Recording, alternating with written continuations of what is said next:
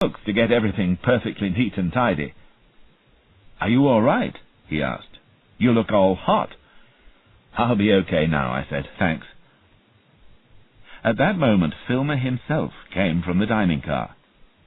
"Hey, you!" he said to me. "Were you in my bedroom?" "Yes, sir," I said. "I was making your bed ready for the night, sir." "Oh," he said, accepting what I'd said. He went into his room. I waited outside in the corridor, expecting him to storm out of his room any second and accuse me of going through his belongings. But nothing happened, and I breathed freely again. Chapter 13. Thin Face Identified. The food that night was particularly good. It was our last night on the train, and Angus was determined to make it special. Judging by the looks on people's faces, he had succeeded. I only hoped that some of the food would be left over, for a poor, starving waiter to enjoy. But it didn't seem as though any would be. I was kept busy serving champagne. Mercer even allowed Sheridan some. But Mercer was still clearly not in the party mood, and Sheridan was looking blank, as if he had stopped thinking, or was thinking very deeply. I was pleased, however, to see that Xanthi was trying hard to get her father to enjoy himself. When the meal was over and the passengers demanded that Angus be brought from the kitchen so that they could congratulate him, Xanthi was among the first to clap as he bowed awkwardly. The snow falling in the mountains outside added to the party atmosphere. Nell was standing at the end of the dining car watching Angus, and I managed to position myself next to her. "Xanthi wants to have a good time," I whispered. "Couldn't you rescue her from the rest of her family?" "What's the matter with them?" Nell asked. "Xanthi might tell you if she knows," I said. Nell flashed me an observant glance. "And if she tells me, you want me to tell you, I suppose?" "Yes, please, since you ask." "One day you'll have to explain all this to me." "One day soon," I promised. I went back to the kitchen to help with washing the dishes, and to find something to eat. As I'd thought, there wasn't much. Afterwards I started preparing the tables for breakfast the next morning. While I was doing that, Nell came in and sat down at the table I was laying.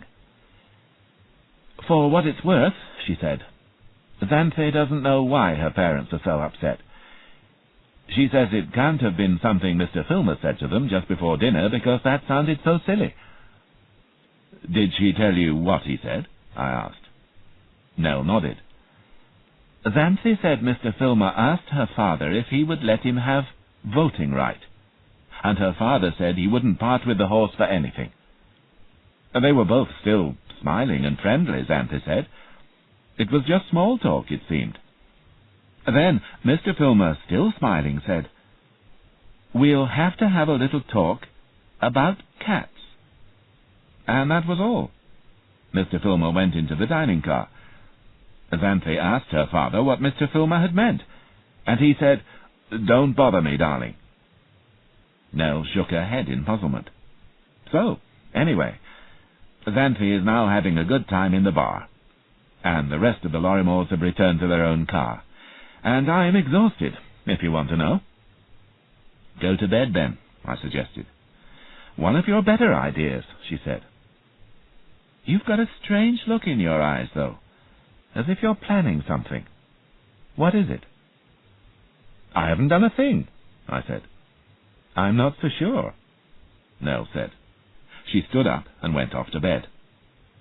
I knew that I didn't want to lose her.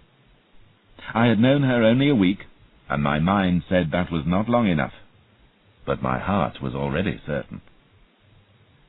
I walked up the train to talk to George Burley. He was in his office as usual. "I showed that photograph around," he said. "Is that what you came to see me about?" "Yes. He's definitely on the train. His name's Johnson, according to the passenger list. He stays in his room most of the time, the attendant up there tells me, and never talks to anyone, except one of the owners who goes up to see him sometimes." "Really?" I said. "How interesting." "It gets more interesting," said George. The owner was up there earlier this evening, and it seems he and Johnson had a row. Did your assistant hear what it was about? Important, is it? Yes, it could be very important. Well, no, he didn't hear exactly. He said he thought the owner was telling Johnson not to do something Johnson wanted to do. At any rate, when the owner left, Johnson called after him, "You can't stop me doing what I like." That's not much help, I said, since we don't know what he likes to do, except that he can be violent. I know, said George, but I've got one more thing to tell you. My assistant has worked on the railway for over 30 years. He says he recognizes Johnson from before. Johnson used to be a railway man, but he was sacked and now hates the rail company. And he could know how to unhitch the Lorrimores' car, I exclaimed. Exactly, said George. But now we've got two people to worry about. Johnson must have told Filmer that the groom, Lenny, has gone, so Filmer knows that Daffodil Quentin is out of his reach. What will Filmer do next? And what will Johnson do next, now that he is threatening to act separately from Filmer? Do you think you could ask your assistant to travel in the horse car with Leslie, just to be on the safe side? Okay, said George. No problem. He set off immediately to see to it. Chapter 14. Back down the track. Back in my room I lay down with all my clothes on, meaning just to rest, and immediately fell fast asleep. But I was woken up only half an hour later by someone calling for George. The first thing I realized was that the train had stopped, and that set off alarm bells in my mind, since we were not due to stop for another 2 hours, in Kamloops. I went out into the corridor and found George's aged assistant, the one who was travelling with Leslie Brown in the horse car. "Where's George?" he asked. "I don't know," I said. "What's the matter?" "We've got a hot box," he said, as if that explained everything. He seemed very worried by it, whatever it was. "What's a hot box?" I asked. "An overheated axle," he said. "But don't worry about the details. Let's just find George. He must radio Kamloops to get them to stop the Canadian. It must be only a few miles behind us, I guess." "I can use the radio," I said. "Come on." When we reached George's office, however, I saw that no one could use the radio. There was an empty coffee cup beside it, and it was wet. Someone had poured George's coffee on it. And the radio phone wouldn't work out here in the middle of nowhere. There was still no sign of George. "How long will it take for the axle to cool down?" I asked. I was now beginning to get thoroughly alarmed. "Quite a while. It's red hot at the moment. The engineers are putting snow on it, but it'll take longer to cool it down than the Canadian will take to reach here." "There must be something we can do. What did you used to do in the old days, before radios were invented?" "Plant flares." "What do you mean?" "Someone has to walk back along the track and plant flares by the side of the track, and light them so that the Canadian will see them and stop. I'm too old. You'll have to go."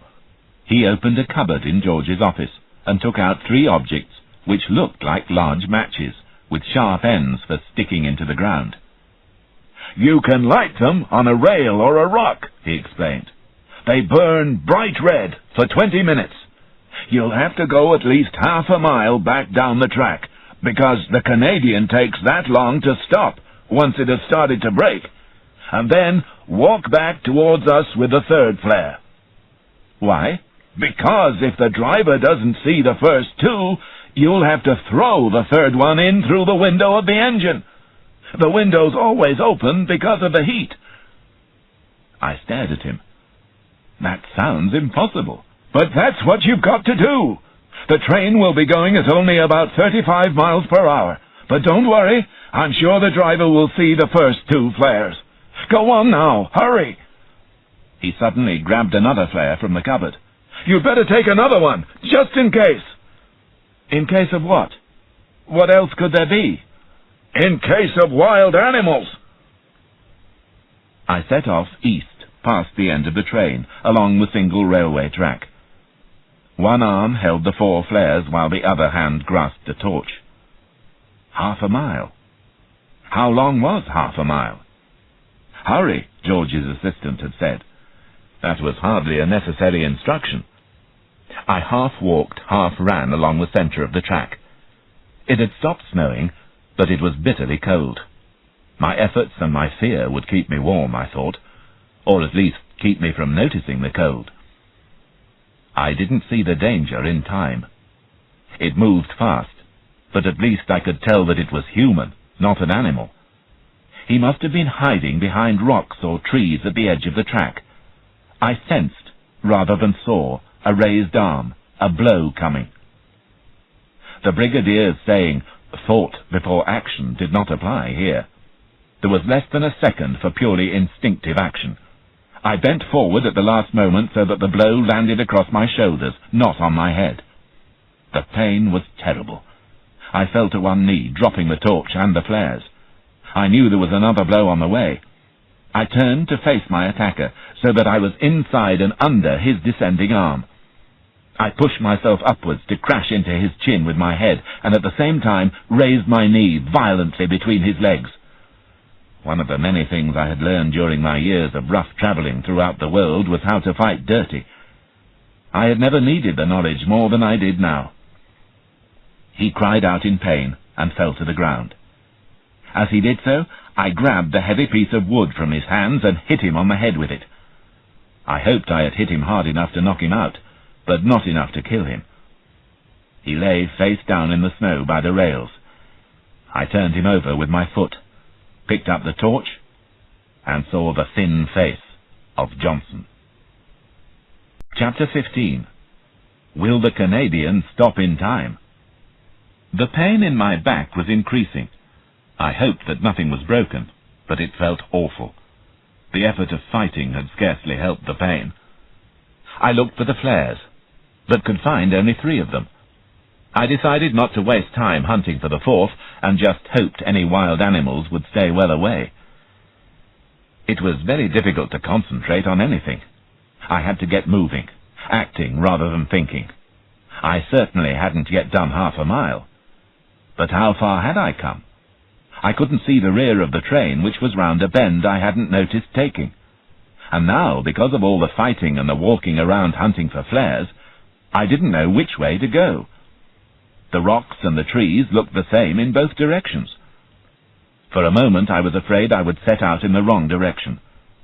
I forced myself to think, which was not easy because of all the pain. Yes, the wind had been in my face, and there were my footprints in the snow. I set off again. How long did it take to walk half a mile in the snow on railway tracks? How much further should I go to be safe? In my mind, the rails seemed to go on and on forever. Johnson had been waiting for me, or for whoever would come from the train. That meant he knew that the radio couldn't be used, so he was the one who had sabotaged it. I began to feel even more worried about George being missing, and I began to think that the overheated axle had also been caused by Johnson. More sabotage. He wanted revenge on the railways. Filmer had used him, but had now lost control of him. Johnson had wanted to sit in the forest and watch one train crash into another. This is the typical behavior of that kind of criminal. They like to watch the death and destruction their actions cause. I was determined that his plan would not succeed. There would be no crash. By now I must have gone over half a mile, surely. I stopped and looked at my watch. The Canadian was due very soon. There was another curve ahead. If I just went around that, the driver would have more time to see the flares. I must succeed. I ran around the final curve, put the torch down beside the track, and tried to light one of the flares on the rail. I scratched it again and again on the rail, begging it out loud to light. At last it lit, with a huge red rush which took me by surprise. I nearly dropped the flare. I pushed its sharp end into the ground by the track. It burned so brightly that the driver of the Canadian couldn't fail to see it. Or so I hoped. I ran further back up the track, around the next bend. Past this bend, the track ran straight for a good long way. This was an even better place to plant a flare. I lit another one and stuck it in the ground. Then I saw pin-sized lights in the distance. At first I thought they were the lights of houses, but then I saw that they were growing all the time. It was the Canadian, advancing fast, and it wasn't stopping. There was no urgent scream of brakes, but he must have seen the flare. In slow motion, it seemed, I lit the last flare and got ready to throw it through the driver's window. As the train approached, it appeared huge, and I appeared tiny. The window was so small and so high off the ground. I could see no faces in it. The driver and his assistant must be elsewhere. "Stop!" I shouted, or perhaps prayed. I threw the flare, threw it high, threw it too soon, missed the empty black window. It rolled off the engine and away down the other side. The Canadian went on its mindless way around the curve and out of sight. I felt sick. I had failed. People would die because I had failed. The pain of my back, which I had forgotten for a short time, suddenly returned. I picked up the torch and started to walk back the way I had come, and the way the Canadian had gone. I imagined the scene. The Canadian driving at full speed into the race train, the broken wood and twisted metal, the bodies. Surely someone must have warned the Lorrimores and got them out of the rear car. I prayed that Nell would be safe. The thought of Nell made me speed up into a run. There, beside the track, was the useless flare I had thrown at the window, still burning red as if to blame me for failing, for betraying my job and my Nell. I ran as fast as I could around the bend, listening for any sounds. My feet felt heavy, so that I seemed not to be moving, like in a dream. There was nothing. No noise except the wind and my feet on the snow. I wondered when I would hear the crash of metal tearing into metal. It wasn't just the mountain air that was making me feel cold. There were 2 red lights on the rails far ahead. They weren't bright and burning like the flares. They were small and dim. I wondered what they were. My frozen mind wasn't working. Then I realized that they were the rear lights of a train. A train! It could only be one train. There had been no crash, no tragedy. The Canadian had stopped. Relief washed over me, and I felt near to tears. The Canadian had stopped. Chapter 16. We Rescue George. I ran towards the lights. Soon I began to see the outline of the train. I was suddenly afraid that it would start up again. This was not a reasonable thought, but fear is not reasonable. I reached the train, and now I was running along its side. There were people on the ground by the engine. They could see someone running towards them with a torch, and when I was fairly near to them, one of them shouted out, "Get back on the train! There's no need for people to be out here!" I slowed to a walk, very out of breath. "No," I said. I'm not from this train. I'm from the one in front." I pointed up ahead, but the lights of the Canadian showed nothing except trees and snow and tracks. "What train?" one of them said. "The transcontinental race train," I gasped. "It's up there. You can't see it because it's around the corner."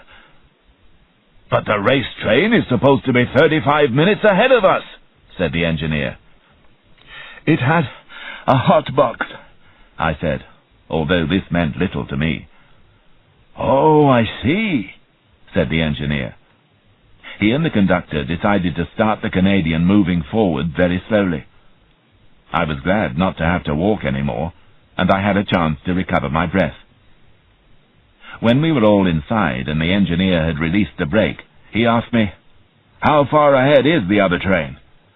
"I don't know exactly. I can't remember how far I ran." "Was it you who lit the flares?" "Yes."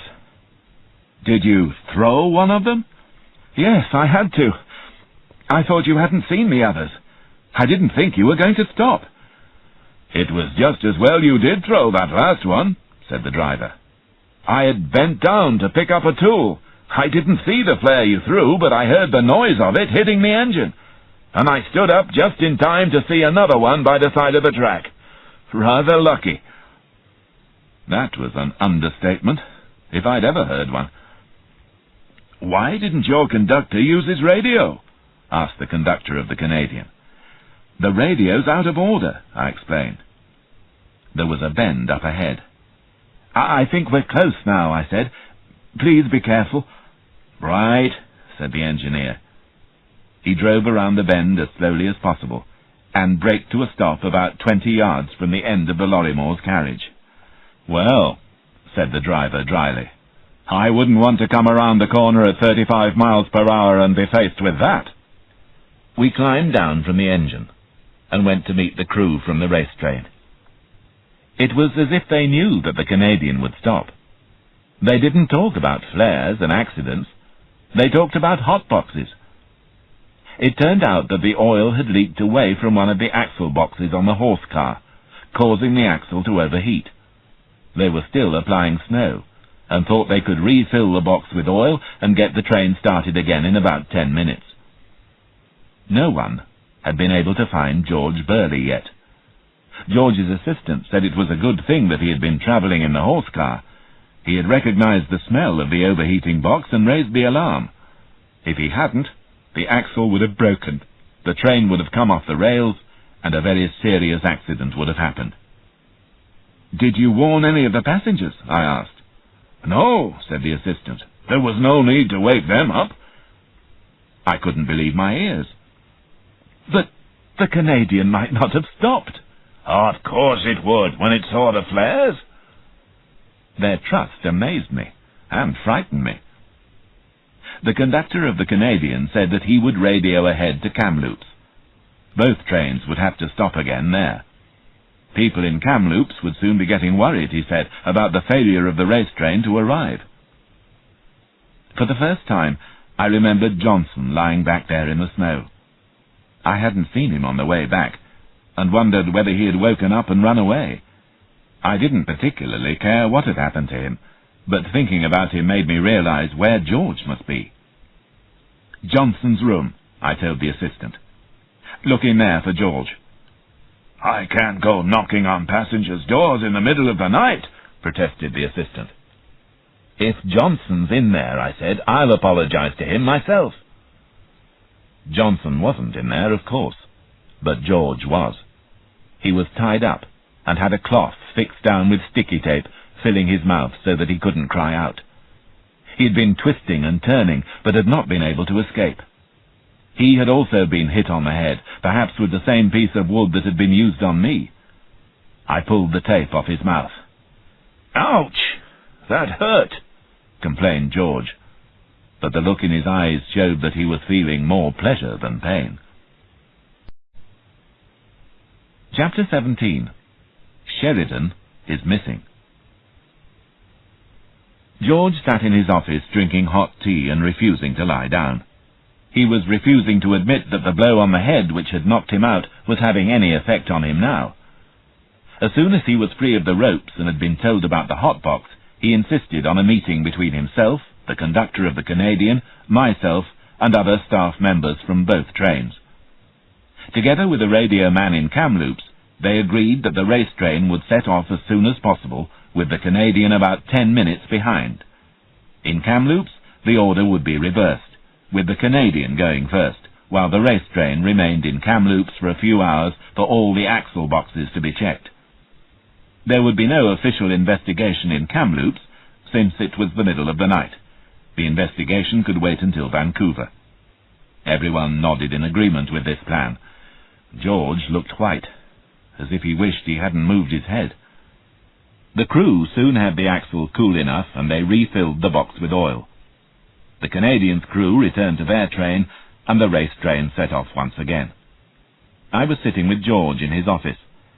He demanded to know everything that had happened from start to finish. First, "You tell me how you came to be knocked out," I said. "I can't remember. I was walking up to see the engineers." He looked puzzled. "Then I was lying there all tied up. I was there for ages. It was Johnson's room, they tell me. So I suppose it was Johnson who did it. Where is he now?" I told George about Johnson's attacking me, and how I'd left him, but hadn't seen him on the way back. "There are two possibilities," George said. "Or three, I suppose.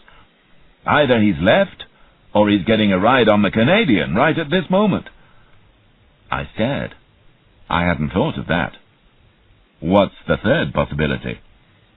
"The wild animals out on the mountain," George said, not unhappily. Before long we ran into Kamloops, where all the axles were checked, the radio replaced, and everything else went according to plan. Once we were moving again, George finally agreed to lie down and try to sleep, and I was only too glad to do the same. Things always start hurting when one has time to think about them. The dull pain in my left shoulder where Johnson had hit me was worse and sharper when I lay down. I won't make a very good waiter in the morning, I thought, with a stiff shoulder. I smiled to myself finally. In spite of Filmer's and Johnson's best efforts, the transcontinental race train might yet limp into Vancouver without disaster. I should have remembered the saying about not counting chickens.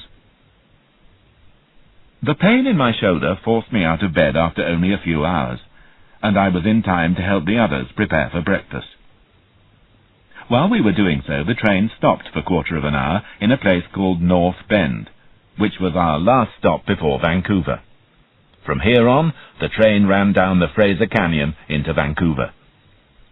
As we travelled through the Fraser Canyon from the left side of the train, I could look almost straight down to the huge river far below, rushing white between walls of stone. The railway track seemed to be hanging over the edge. I was taking a basket of bread down to the end of the dining car when Mercer Lorrimore came in. He asked if I could bring hot tea through to his own car. "Certainly, sir," I said. "Anything else?"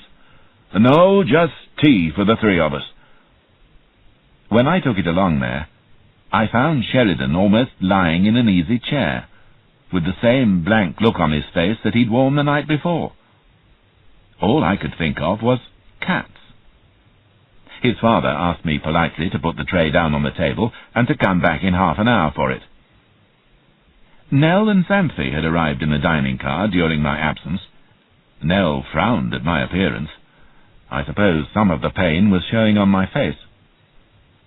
"Have you heard that we're running an hour and a half late, madam?" I said in proper waiter fashion as I offered her the menu. "No," she said, and looked up at me with a question in her eyes. "We had to stop in Kamloops to get the radio fixed," I said by way of explanation. She would be telling the passengers the reason for the delay, and that was all they needed to know. Others had noticed the train stopping in the night, but everyone was content to accept my story. I was tempted to say to Filmer, "Actually, the real reason is that your man Johnson nearly succeeded in wrecking the train, and probably killing you along with everyone else." After half an hour, I went along to the Lorrimore's car to collect the tray of tea things. I knocked, but as there was no answer, I entered anyway.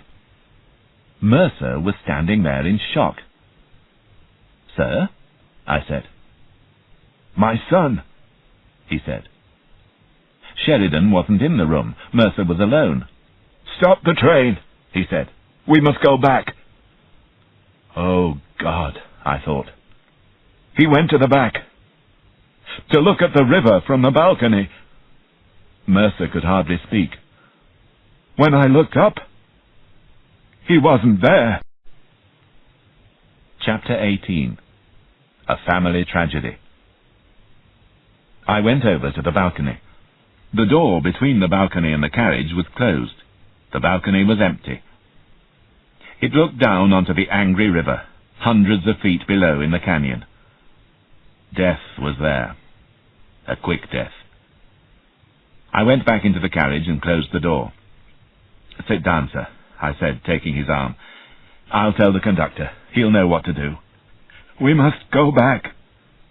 He sat down heavily on the chair. "He went out, and when I looked—" "Will you be all right while I fetch the conductor?" He nodded dully. I hurried down to George's room, ignoring everyone in the dining car, and knocked on the door. There was no reply. I knocked harder and called his name. There was a sound from inside. I opened the door and found him waking from a deep sleep. I closed the door, sat on the edge of his bed, and told him we'd lost a passenger. "What? Who?" "Sheridan Lorrimore." "When? Where?" "About 10 minutes ago, I should think. Into the Fraser Canyon." He swore violently and stretched out a hand for the radio, looking out of the window. "It's no use going back, you know. Not if he went into the water from this high up. He'd have hit rocks on the way down, and the water in the river is bitterly cold, even if he was alive when he reached the bottom of the canyon." "His father will want to go back, though." "Of course." He started talking to a radio man in Vancouver. He explained that Mercer Lorrimore's son, yes, the Mercer Lorrimore, had fallen from the rear of the train into the Fraser Canyon. Lorrimore wanted the train stopped so that he could go back and try to find his son. "I think I'd better go back to Mercer," I said. George nodded. "Tell him I'll come to talk to him when I get instructions from my head office." As I passed through the dining car, I paused by Nell's and Xanthi's table and whispered to Nell to bring Xanthi to the private carriage. Nell looked inquiringly into my face, but they got up and followed me. As we entered the Lorrimore's car, Mercer came out of his and Bambi's bedroom. Bambi could be heard crying. Mercer's face was grey and hollow-eyed. "Daddy!" Xanthi cried, pushing past me. "What's the matter?" He took her in his arms and quietly told her about Sheridan. We were unable to hear his words, but we heard her say, "No, he couldn't have." "Who couldn't have done what?" Nell asked me. "Sheridan went off the balcony into the canyon." "Do you mean, is he dead?" "I would think so." Mercer said, "Why aren't we stopping? We have to go back." But he no longer sounded as though he expected Sheridan to be alive. "The conductor is on the radio now, sir," I said, "getting instructions." He nodded. He was a reasonable man. He only had to look out of the window to see that there was no hope of finding his son alive. He also knew that it was impossible for anyone to fall off that balcony by accident. Sheridan had jumped. Mercer sat on the sofa, his arm round Xanthi. Xanthi wasn't crying. She looked serious and calm. The tragedy hadn't happened for her within that half hour. It had been happening all her life. Her brother had been lost to her, even when he was alive. Chapter 19. Sheridan is dead. Nell asked Mercer whether she could do anything for Mrs. Lorrimore, or whether she and I should go. "No," Mercer said, "but please stay in case she needs you." At that moment, George arrived. He started by telling Mercer how sorry he was about the accident. "We have to go back," Mercer said. "Yes, sir, but not the whole train, sir. My instructions are that the train must go on to Vancouver as planned." Mercer began to protest, but George interrupted him. "Sir, my head office has already informed all the authorities along the canyon to look out for your son. They also say that they will arrange transport for you and your family to return as soon as we reach Vancouver. From there, you can go to a small town at the south end of the canyon. The town is called, Hope. And then you'll be in the area if there is any news of your son." "So how soon could we be in Hope?" Mercer asked. "If you leave Vancouver at 4 this afternoon, you'll be there by 7. "That's useless," Mercer said. "I'll get a helicopter." There was absolutely no point in being rich, I thought, if one didn't know how to use it. Nell said she would get her travel company to lay on a car to meet the Lorrimores at Vancouver Station and arrange for the helicopter. George, Nell and I got up to leave. I picked up the tea tray and asked if there was anything I could bring them, but Mercer shook his head. "I'll come and find you," Xanthi said, "if they need anything." She sounded grown up, years older than she was at breakfast. Once we left the room, George explained to Nell that she would have to wait until we were closer to Vancouver before making a phone call to her travel company, because the phone would not work until then. Then he hurried off. Nell sighed and wondered what to tell the other passengers. "It'll spoil the end of their trip," she said. But I had a different view of human nature. "I bet you that they express sympathy for about 10 seconds, I said, "and then go around saying, 'Isn't it awful?' for the rest of the morning, but without it spoiling anything for them." I was right. However, Julius Apollo Filmer was no longer in the dining car, which was a pity. I would have liked to have seen his face when he heard the news. Sheridan Lorrimore was Filmer's lever against his father. What would he do now? He could either give up trying to threaten Mercer Lorrimore, or he might still think that Mercer would want to protect his son's memory, and would sacrifice a horse for that. I helped to clear away breakfast, wash the dishes, and pack everything away in boxes. Then that was the end of my duties as a waiter. I felt that I had not been a very good one. Apart from anything else, I had sometimes been busy elsewhere when the others were hard at work. Nevertheless, Emile and his crew thanked me, and insisted on sharing the tips they had received with me. I was very touched by their kindness. "We know you're not a waiter," said Emile, "but you have worked for it. It's yours." "And this morning," added Kathy, "you've worked despite obviously having a sore arm." We said our goodbyes, and I knew that I would never again curse a waiter, now that I knew how hard his job was. I decided that I still wouldn't tell the passengers who I really was, until the game was finally over. I would continue to be the invisible man, only a waiter. The passengers were busy packing their cases and having little parties in one another's rooms. I passed by Nell's room and found her packing too. "What's wrong with your arm?" she asked as she folded a skirt. "Is it so obvious?" "To anyone looking at you, yes," she said. "It's not serious." "I don't believe you." "I'll find you a doctor in Vancouver." "Don't be silly," I said, though I was glad she cared. George came and told Nell that we were now close enough to Vancouver for the phone to work. I accompanied her down to George's office while she made her call. She came out of the office very quickly. "There's no need for the helicopter," she announced. "Sheridan has already been found." "Dead?" I asked. "Very." "You'd better tell Mercer." She wasn't happy about that idea. "You do it." "I can't. Not as a waiter. George could, I suppose." George agreed to take the news to the Lorrimores, and went off immediately to do so. Nell was starting to relax now that the trip was ending, and apart from my shoulder, I was starting to feel happier too. I told Nell so, and then joked that my boss was always threatening to sack me for being too happy. "I can never tell when you're being serious," said Nell. "Who is your boss, anyway?" "Brigadier Valentine Cato," I replied. And then, "I've just had a brilliant idea." "Yes, you rather look like it." "You don't happen to have a World Air timetable with you, do you?" "Yes, of course. What do you want?" "Are you planning to leave suddenly?" "No. But you could tell me the times of flights from London to Vancouver tomorrow." Chapter 20. I have a plan. The passengers were all leaving for their hotel.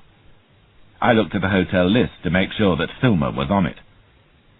He was bound to stay on in Vancouver for the races, but I wanted to be certain. I also persuaded George to remain in Vancouver for a couple of days before he returned to Toronto.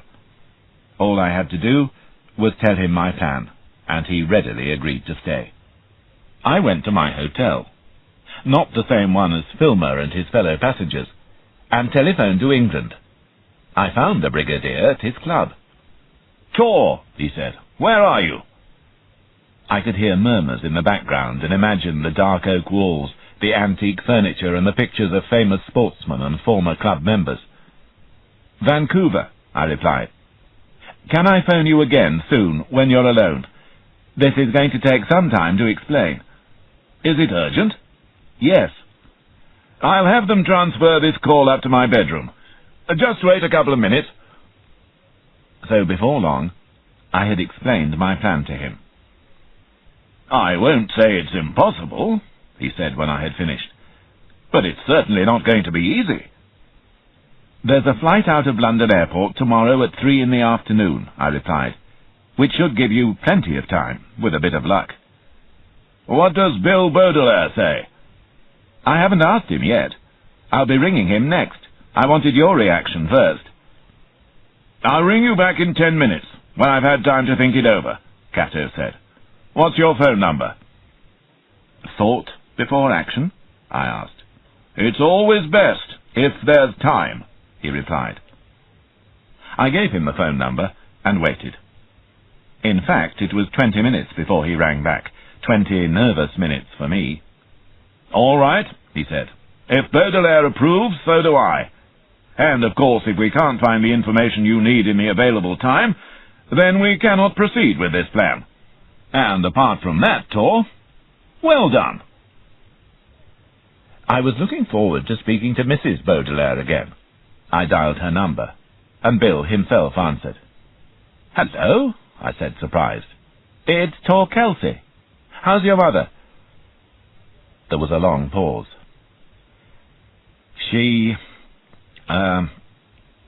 died early this morning." I didn't know what to say. I realized how fond I had become of her. "I can't believe it," I said. "I spoke to her only recently." "We knew, and she knew, that at the most it would only be weeks," Bill said. "And then, yesterday evening, there was a crisis." I was silent. I had wanted so much to meet her when all this was over. "Your mother was great," I said. "I'm so sorry." "She thought the same about you." Bill's voice got stronger. "And Tor, she would have wanted us to go on. She loved horse racing and hated people like Filmer who tried to make it dirty. We would both fail her if we didn't go straight on. I've had hours to think this out. The last thing she would want would be for us to give up.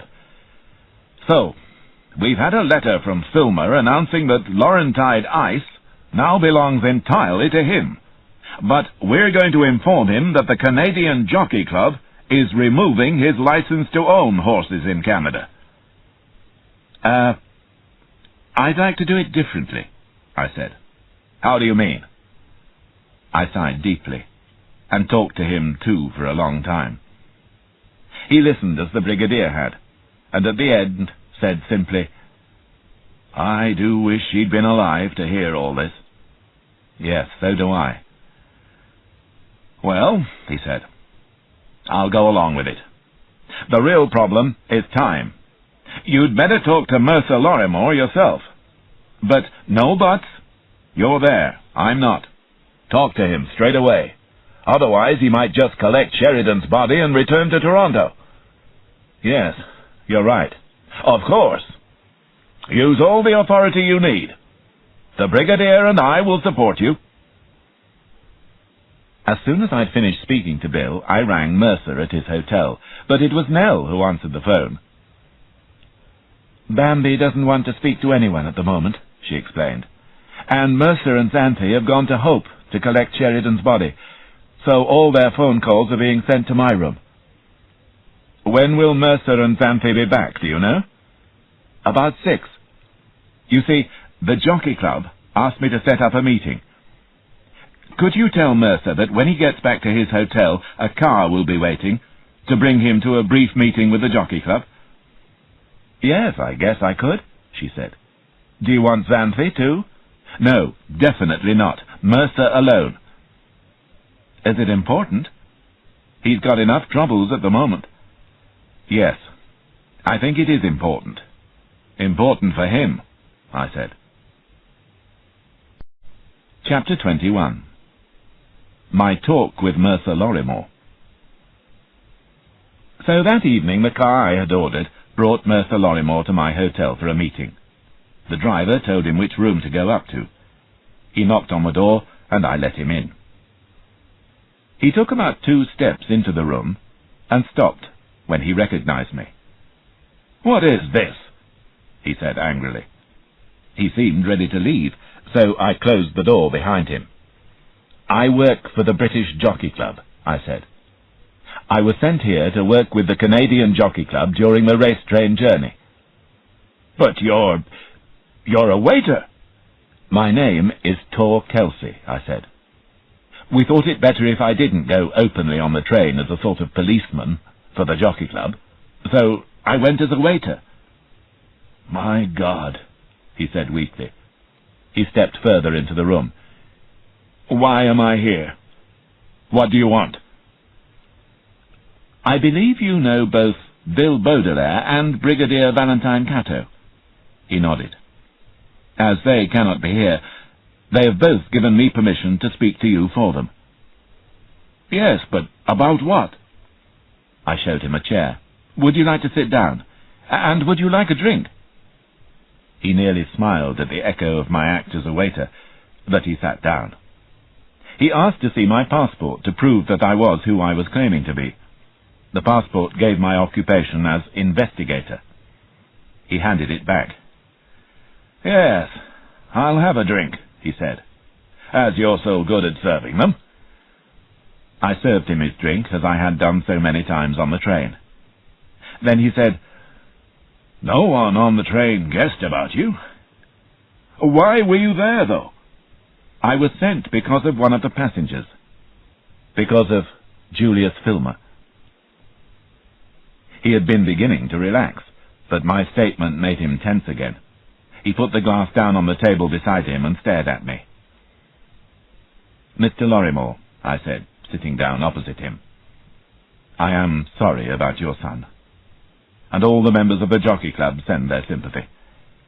But I think you should know straight away that Brigadier Cato, Bill Baudelaire, and myself know all about the cats at Sheridan's College in Cambridge." He looked deeply shocked. "You can't know." "Don't worry. It's not public knowledge. I found out, and I had to tell Cato and Baudelaire, but Filmer knows too, doesn't he?" He made a helpless gesture with his hands. "Yes, but I don't understand how he could have found out." "We're working on that very question," I said. "Sheridan knew," Mercer said. "I mean, he knew I was worried, and he heard Filmer's nasty little remark about the cats, and whatever else Sheridan was, he was not stupid. He could add 2 and 2. And that last evening he was different. He seemed to be thinking something over." I nodded and said that I'd noticed. "And then that morning," Mercer continued, "he said, 'Sorry, Dad,' just before he went out to the balcony. I asked him what he meant, and he said, 'I made a real mess of things for you, didn't I?' We all knew he had, but it was the first time he had admitted it. And I didn't guess that he was talking specially about the situation with Filmer and voting right and the cats. You know what Filmer wanted, do you?" I nodded. "It wasn't the only time Sheridan had killed cats, you know," Mercer went on. "He killed 2 cats like that when he was 14, in our garden. A doctor said that it was just a phase and would pass. It never did. But we hoped he would be all right at Cambridge.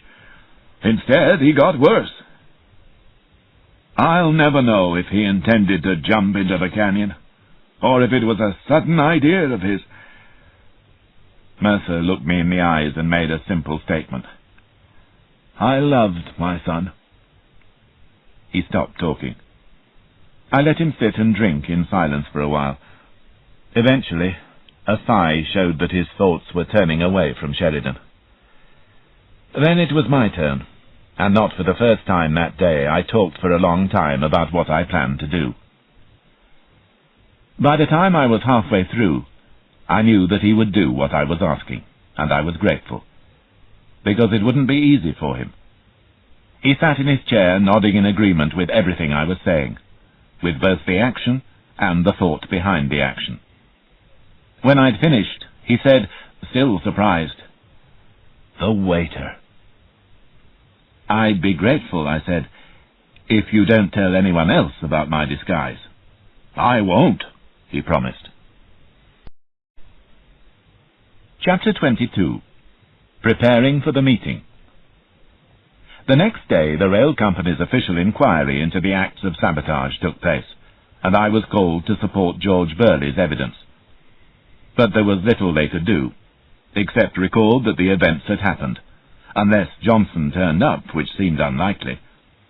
As for Sheridan's death, since the family had made no complaint to the rail company, then it was not their business. It would have to go to a proper court of law. I asked George to come in uniform to the races tomorrow, and gave him a pass from Nell to get into Exhibition Park for the event. Then we parted, and I went to a doctor about my shoulder, which had not yet begun to improve. He looked at me over his glasses and asked whether it hurt when I coughed. "It hurts when I do practically anything, as a matter of fact," I answered. He checked me over, and then declared that I had a broken shoulder blade. He bandaged me up tightly so that it would heal, but I wouldn't let him bandage my arm to my side. I was hoping to use my arms in Hawaii, but he insisted on a sling. I asked the doctor for a proper medical report about my broken shoulder, and he gave it to me. That evening Bill Baudelaire arrived from Toronto, and then Cato from England. We had a meeting in my hotel room. An eyebrow or two was raised at my sling, but I had already told them about my midnight fight with Johnson, so they asked no questions about it. Cato had brought some papers with him. "It was a good guess of yours, Tor, that the report on the cats which you found in Filmer's briefcase had come from a computer printer. The master of the college had a call from Mercer Lorrimore this morning. Well, this morning in English time, giving permission for him to tell us everything. So, now we have a copy of the official college report on the affair, and the vet's report too." He showed the papers to me and Baudelaire. "What we don't know, however," he continued, "is how on earth Filmer came into possession of a copy of the college report." "It would be neat if we could find out," I said. "It would enable us to tie things up better tomorrow." "One of my men is working on it," Cato said. "I'll telephone him before tomorrow's meeting to see if he's got any news for us. I think we've got him anyway, but we'll need all the evidence and the help we can get." Julius Apollo Filmer walked into the private conference room at Exhibition Park the next day, expecting to receive official notice that Laurentide Ice was now his, and would run in his name alone in the afternoon's race. When he entered, the two directors of security were sitting at the end of the conference table, with other senior members of the Canadian Jockey Club beside them. They were there as witnesses. Bill Baudelaire and Valentine Cato were seated at the table facing the door by which Filmer would enter. There were two doors into the room, the one Filmer entered by, and another one which led to a small kitchen, where I was waiting with 3 other people. As soon as Filmer arrived, I went along the passage, locked the door he had come in by, and put the key into my pocket. Then I returned and took my place behind the other door. A microphone on the table was connected to a tape recorder, and also enabled those of us in the kitchen to hear what was being said in the conference room.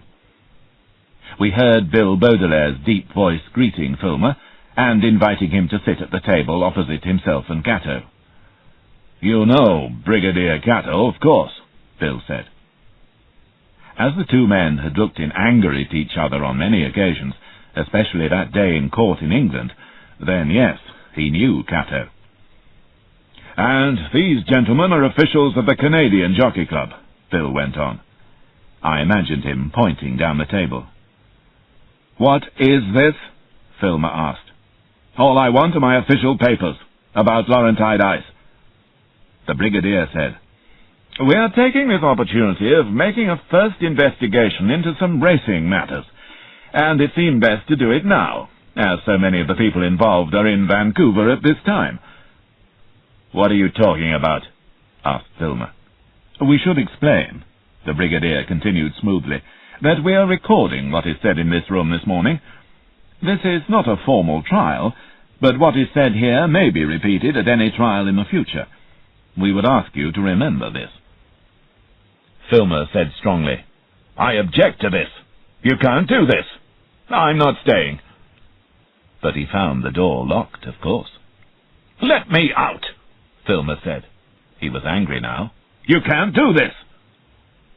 In the kitchen, Mercer Lorrimore took a deep breath, opened the door to the conference room, went through, and closed it behind him. Chapter 23. An Unexpected Witness. "Good morning, Julius," Mercer said. "What are you doing here?" Filmer's voice was surprised, but not disturbed. "Tell them to give me my papers and be done with it." "Sit down, Julius," said Mercer. There was the noise of chair legs on carpet.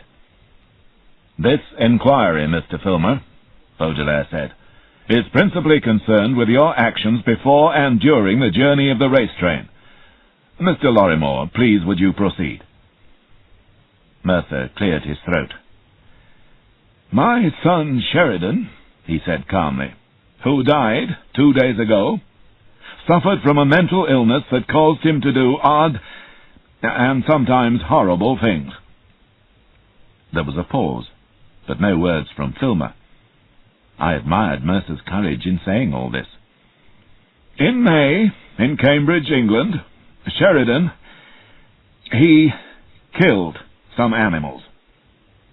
On the train, Julius, you indicated that you knew about this unfortunate event, and you plainly hinted that you would use this knowledge as a lever to persuade me and my family to give you our horse voting right." Brigadier Cato took up the story. "We found out only an hour ago how this piece of information came into your possession, Mr. Filmer. It was a pure accident. One of your horses happened to die in Newmarket, which is near Cambridge. The vet who investigated the cause of your horse's death sent you a report about his findings. By mistake, his secretary also printed an extra page off the computer and sent it to you. It contained a report about the killing of some cats in a Cambridge college." "This is rubbish!" exclaimed Filmer. "You kept this extra report," the Brigadier went on. "For a person like yourself, such information contains great possibilities for blackmail. If only you could find out whom the report was about. Then one day you read in a local newspaper that Mercer Lorrimore was putting up money for a new college library. You would only have to ask one question to find out that Mercer Lorrimore's son had left that college in a hurry during May. But no one would say why he had left. You became sure that the vet's report was relevant to Sheridan Lorrimore's departure. You did nothing with this knowledge until you heard that Mercer Lorrimore would be on the transcontinental race train. And then you saw an opportunity for blackmailing Mr. Lorrimore into letting you have his horse voting right." "You can't prove any of this," Filmer spat out. "We all believe," said Bill Baudelaire's voice, "that although you are rich enough to buy your own horses, there is something in you that makes you desire to crush people." "Spare me the moral speech," Filmer said. "If you haven't got any proof, just shut up." "Very well," said Baudelaire. "Would our next visitor please come in?" Daffodil Quentin had been listening with growing anger. She opened the door to the conference room and stormed in. That left only George and myself in the kitchen. "You horrible crook!" we heard Daffodil shout. "I'll never give you or sell you my half of Laurentide ice. And you can threaten and blackmail until you're blue in the face. You can try to frighten my groom, but from now on you can't frighten me. I think you're beneath contempt, and should be put in a zoo." Bill Baudelaire, who had persuaded her to come with him to Vancouver, cleared his throat and sounded as if he were trying not to laugh. "Mrs. Quentin," he said, "is prepared to be a witness." "You bet I am," Daffodil interrupted, "to the fact that you threatened to have her put on trial for killing one of her own horses, if she didn't give you her share of Laurentide ice." "You used me," Daffodil said angrily. "You bought your way onto the train and you were charming. But all you were aiming to do was get close to Mercer Lorrimore so that you could try to crush him and cause him pain and take away his horse. You make me sick." Chapter 24. Filmer on Trial. There was a short silence after Daffodil's outburst. Then Filmer said, "I don't have to listen to this." "I'm afraid you do," said Baudelaire. "We have here a letter from Mrs. Quentin's insurance company, written yesterday, saying that they fully investigated the matter of the horse called Thunder that died, and are satisfied that they paid her claim correctly. We also have a statement from Mrs. Quentin's former groom, Lenny Higgs, to the effect that you learned about Thunder's death and the special food for Laurentide ice on one of your early visits to the horse car on the train. He goes on to swear that he was later frightened into saying that Mrs. Quentin gave him some food to give to Thunder. The insurance company, as you have heard, are satisfied that even if Mrs. Quentin did give Thunder some special food, it was not the cause of his death. Higgs further swears that the man who frightened him by telling him he would be sent to prison where he would be beaten up and stabbed is a former railway man called Alex Mitchell McLachlan." "What?" For the first time there was fear in Filmer's voice, and I found it sweet. "Yes. Higgs recognized him from this photograph." There was a pause while Baudelaire showed Filmer the photograph. "This man travelled in the racegoers part of the train under the name of Johnson. We have by now shown the photograph to plenty of current and former railwaymen, and lots of them have said that he is McLachlan." There was silence, where Filmer might have spoken. "You were observed speaking to McLachlan." "Yes, by me too," Daffodil interrupted again. "It was at Thunder Bay, and I didn't like the look of him. You used him to frighten Lenny, and you told me Lenny would be a witness in court against me. I didn't know you'd frightened the boy. You told me he hated me, and would be glad to tell lies about me." She could hardly breathe from anger. "I don't know how you can live with yourself." "Thank you," said Baudelaire to control her outburst. "Now we come, Mr. Filmer, to the matter of your attempt to wreck the train. Would you please come in, Mr. Burley?" I smiled at George. "We're on," I said, removing my coat. "After you?" He and I went through the door. He was in his conductor's uniform, and I was dressed in my waiter's grey trousers, white shirt, yellow waistcoat, and striped tie. The perfect waiter, apart from my sling. This was the first time the Brigadier and Baudelaire had seen me in waiter's uniform, and their mouths dropped open. They hadn't appreciated how perfect a disguise it was. "Oh, that's who you are," exclaimed Daffodil to me. "I couldn't recognize you outside when you were wearing a coat." Mercer patted her hand and gave me the faintest of smiles over her head. Filmer's face was dark and tense. "Would you come forward, please?" Bill Baudelaire said. "The conductor, Mr. George Burley, yesterday gave the railway company a report about 3 acts of sabotage on the race train. Fortunately, disaster was avoided on all 3 occasions. But we believe that all these dangerous situations were the work of Alex McLachlan, and that he was acting on your instructions and was paid by you." "No," said Filmer dully. "Our inquiries are not yet complete," Baudelaire said. "But we do know that the railway offices in Montreal were visited a couple of weeks before the race train trip by a man who looked like you. This man said that he was writing a book about industrial sabotage. He asked for, and was given, a list of names of former railway workers who had performed acts of sabotage, so that he could interview them for his book, he said." Baudelaire had already told me that this list should, of course, never have been given out, and that the person who did so had been sacked. McLaughlin's name was on that list, Baudelaire said. Filmer said nothing, but the realization of defeat was beginning to show on his face. Chapter 25. A two-horse race. Baudelaire continued with an account of the 3 acts of sabotage. He explained to the meeting that the first, the unhitching of the Lorrimores' car at Cartier before Winnipeg, should never have happened.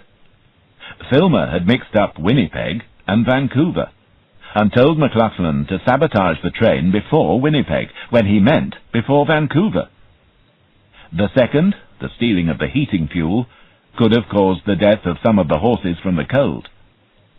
The third was not part of Filmer's plan, and Filmer had tried to stop McLaughlin, but by then McLaughlin was out of control and just wanted his revenge against the railway company. Filmer began to protest, but Bill Baudelaire interrupted him.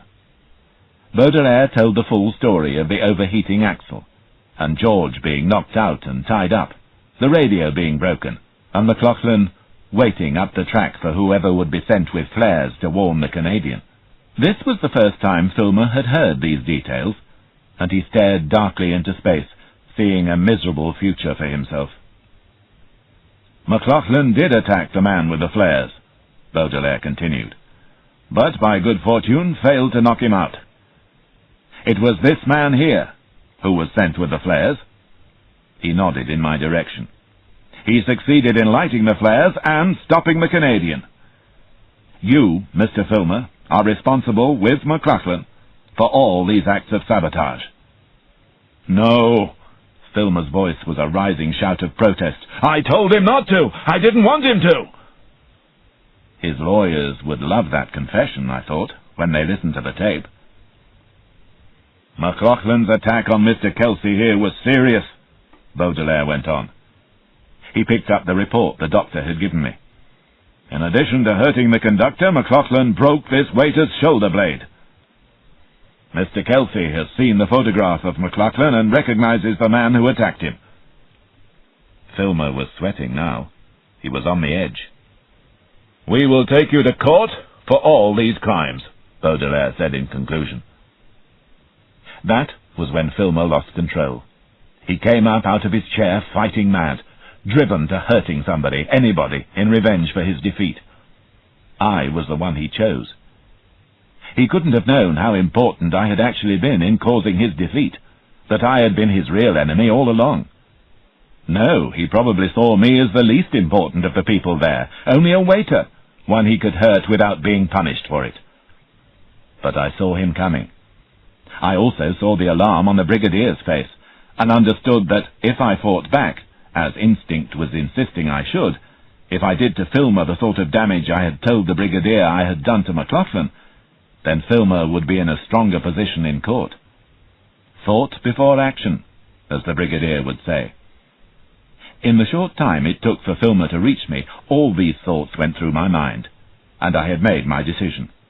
I didn't fight back, although every muscle in my body was ready for action. I rolled my head a little sideways, and he hit me twice, quite hard, on the cheek and the chin. I fell back with a crash against the wall, which didn't do my shoulder much good, and slid down the wall until I was sitting on the floor. Filmer was standing over me, getting ready to hit me again, when George Burley and Bill Baudelaire grabbed hold of him and pulled him away. The brigadier pressed a button on the table, which soon resulted in the arrival of 2 large policemen, who took Filmer away. One might almost have felt pity for him, until one remembered that groom lying murdered in an English ditch. Daffodil Quentin's eyes were wide with concern as she came over to where I was still sitting on the floor. "You poor boy," she said. "How perfectly awful." "Mr. Burley," Bill said smoothly, "would you be so kind as to take Mrs. Quentin to the reception room downstairs, where you will find the other owners? Lunch will be served there shortly. And please, do stay yourself for lunch. We will take care of Mr. Kelsey." George took Daffodil away, but not before she had murmured, "You poor boy," once or twice more. When they had left, the Brigadier switched off the tape recorder. "Poor boy indeed," he said. "You chose to let him hit you. I saw you." "He couldn't," Mercer protested. "No one can do that, surely." "He could, and he did," the Brigadier said. "It was brilliant, quick thinking." He helped me to my feet. "Did you really?" Mercer asked. I nodded, gently touching my injured face. "I sent him on the train," the Brigadier said, "to stop Filmer doing whatever he was planning." He smiled. "It was a sort of match, a two-horse race." "It seems to have been a close thing now and again," Mercer commented. "Perhaps," said the Brigadier, "but our runner had the edge."